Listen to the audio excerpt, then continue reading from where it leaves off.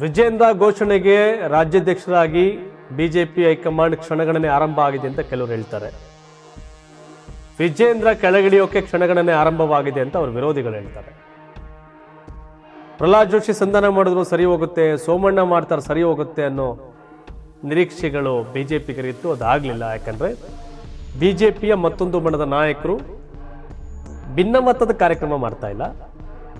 ಅವರು ಅಕ್ರಮ ಬಾಂಗ್ಲಾ ವಲಸಿಗರನ್ನ ಇಲ್ಲಿಂದ ಓಡಿಸ್ಬೇಕು ಅಂತ ಇವತ್ತು ಬೆಂಗಳೂರಲ್ಲಿ ಒಂದು ಕಾರ್ಯಕ್ರಮ ಮಾಡಿದ್ರು. ಕುಮಾರ್ ಬಂಗಾರಪ್ಪ, ಅರವಿಂದ್ ಲಿಂಬಾವಳಿ ಅವರ ಕ್ಷೇತ್ರದಲ್ಲಿ ಒಂದಷ್ಟು ಜನ ಸೇರ್ಕೊಂಡು.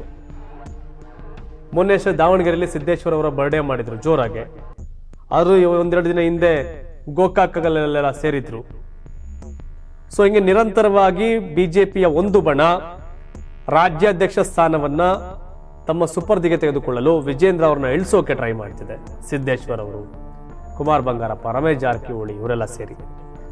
ಇನ್ನೊಂದ್ ಕಡೆ ವಿಜೇಂದ್ರ ನಾನು ಮತ್ತೆ ಆಗ್ತೀನಿ ಅನ್ನೋ ವಿಶ್ವಾಸ.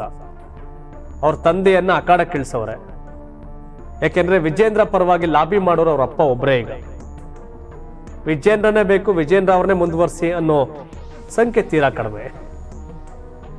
ಯಾಕಂದ್ರೆ ಪ್ರಹ್ಲಾದ್ ಜೋಶಿ ಅವರಾಗ್ಲಿ, ಸಂತೋಷ್ ಇವರಾಗ್ಲಿ, ಡಾಕ್ಟರ್ ಕೆ ಸುಧಾಕರ್ ಆಗ್ಲಿ, ಬೊಮ್ಮಾಯಿ ಅವರಾಗ್ಲಿ, ಜಗದೀಶ್ ಶೆಟ್ಟರ್ ಆಗ್ಲಿ, ಯಾರೊಬ್ರು ಕೂಡ ವಿಜೇಂದ್ರ ಪರವಾಗಿಲ್ಲ. ಕಾರಣ ವಿಜೇಂದ್ರಗೂ ಗೊತ್ತು, ಅವ್ರಿಗೂ ಗೊತ್ತು ಯಾವ ಕಾರಣಕ್ಕೆ ಅವರೆಲ್ಲ ನಮ್ಮ ಪರವಾಗಿಲ್ಲ ಅಂತ.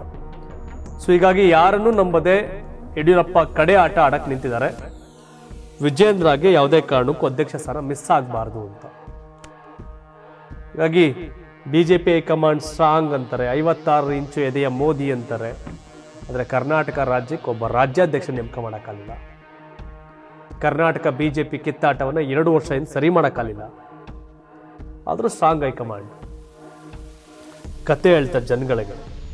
ಸರಿಯಾಗಿ ದಕ್ಷಿಣ ಭಾರತದಲ್ಲಿ ಅಧಿಕಾರಕ್ಕೆ ಬಂದಂತ ಕರ್ನಾಟಕದ ಬಿಜೆಪಿಯ ಜಗಳ ಸರಿ ಮಾಡಕ್ಕೆ ಶಕ್ತಿ ಇಲ್ಲದಿರೋ ಹೈಕಮಾಂಡ್, ಅದು ಒಂದು ಹೈಕಮಾಂಡ್ ಅಂತ ಅನ್ಸುತ್ತೆ. JP ನಡ್ಡಾ ಅಧ್ಯಕ್ಷರಾದ್ರೂ ಒಂದು ರೀತಿ ಶ್ಯಾಡೋ ಅಧ್ಯಕ್ಷ ಅಮಿತ್ ಶಾ. ಈಗ ಹೊಸ ಅಧ್ಯಕ್ಷ ನೇಮಕ ಮಾಡೋಕ್ಕೂ ಕೂಡ ಒಂದಷ್ಟು ನಡೀತಾ ಇದೆ, ರಾಷ್ಟ್ರೀಯ ಅಧ್ಯಕ್ಷರನ್ನು. ಒಟ್ಟಾರೆಯಾಗಿ ಬಿಜೆಪಿ ಕೇವಲ ಮೋದಿ, ಅಮಿತ್ ಶಾ ಅನ್ನೋ 2 ಶಕ್ತಿಗಳ ಕಪಿಮುಷ್ಟಿಯಲ್ಲಿ ಸೇರ್ಕೊಂಡು ಅವರೇ ರಾಜ್ಯಾಧ್ಯಕ್ಷ ಆಗ್ಬಿಟ್ರಾಯ್ತದಪ್ಪ. ಕರ್ನಾಟಕ ಬಿಜೆಪಿ ರಾಜ್ಯಾಧ್ಯಕ್ಷರಾಗಿ ಅಮಿತ್ ಶಾ ನೇಮಕ ಅಂತ ಘೋಷಣೆ ಮಾಡ್ಕೋಬೇಕು. ತಮಿಳುನಾಡು ಬಿಜೆಪಿ ಅಧ್ಯಕ್ಷರಾಗಿ ಅಮಿತ್ ಶಾ ಅಂತ ಘೋಷಣೆ ಮಾಡ್ಕೋಬೇಕು.